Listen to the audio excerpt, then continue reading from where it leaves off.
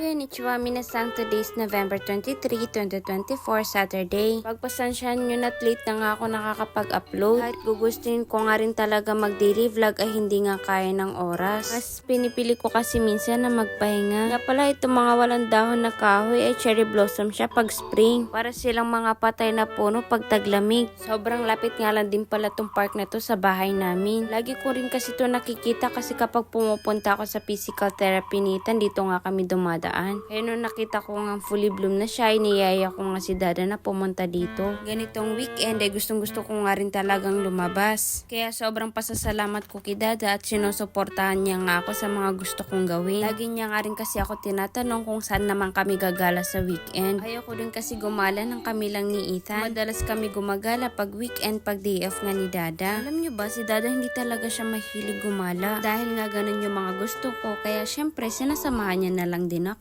Ganun din naman ako sa kanya, yung mga gusto niyang gawin ay sinusuportahan ko din naman siya. Tulad nung paglalaro niya ng basketball at pagdodota. Meron nga rin pala siyang computer pero matagal-tagal niya nang hindi ginagamit. Tapos sinabihan ko siya na ba't hindi mo gawin yung mga gusto mo tulad nung pagdodota mo dati. Kaya ngayon hinahayaan ko siya maglaro. Alam ko kasi na nakakapagod din magtrabaho kaya gusto ko din gawin niya yung mga gusto niya.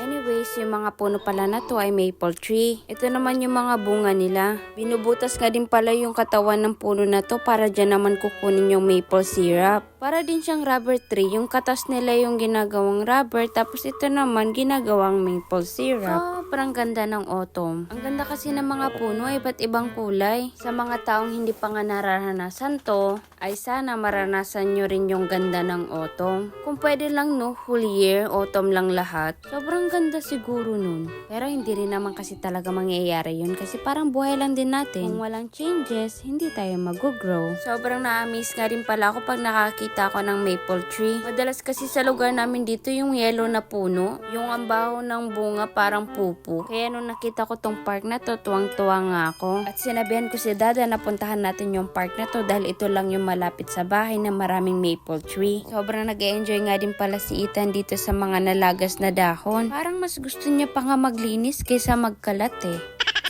Nung pinahiga ko na nga din siya para picturean ay umiyak, ayaw niya nang nahiga. Nagkwentuhan na nga lang din muna kami dito ni Dada at pumunta naman kami ng Shimamura. May gusto kasi akong bilhin, nakita ko lang sa website nila. Ang ganda nga din pala sana nitong heels na to kaso puro lakad nga yung gala namin kaya hindi ako magtatagal nito. Baka hindi pa kami nakakarating panay na ako reklamo. Nagsukat na nga rin ako ng mga gusto kong bilhin. Itong pantaas, sakto lang sa akin, nagustuhan ko siya. Cute nga rin sana yung skirt kaso malaki nga yung size. Last piece na nga rin to kaya hindi ko na nga lang din kinuha. Itong next na sinukat ko malaki siya sa akin. Kahit yung mga iba ko pang sinukat malaki na dahil nga nagkakaubusan na ng size. Yung una nga napantaas lang yung kinuha ko. And don't forget to follow our page. That's for today's video. Thank you for watching. Matane!